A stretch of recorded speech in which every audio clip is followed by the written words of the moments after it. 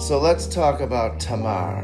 Her name is spelled Tamar, and she's important because Christ comes through her line. So the story of Tamar takes place in Genesis chapter 38. Tamar married Judah's eldest son, After Er's death, Judah gave Tamar to his second son, Onan, to fulfill the Levirate marriage custom.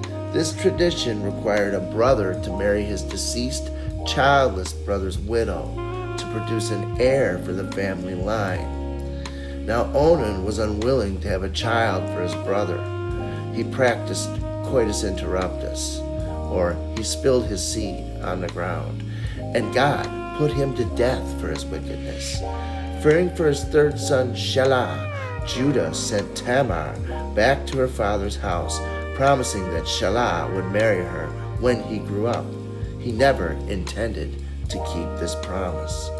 So, realizing she was being denied her rightful place in the family, Tamar disguised herself as a prostitute and waited along the road for Judah, who was a widower by this time.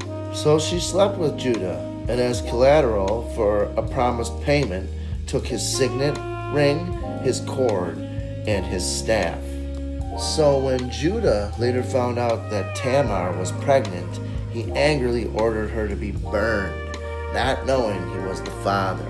Tamar sent his signet ring, cord, and staff back to him with a message: "I am pregnant by the man to whom these belong."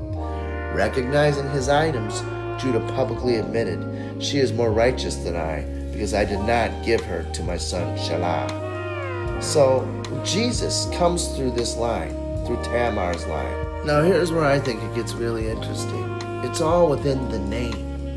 The name Tamar literally means date palm. The book of Psalms describes the righteous as flourishing like a palm tree.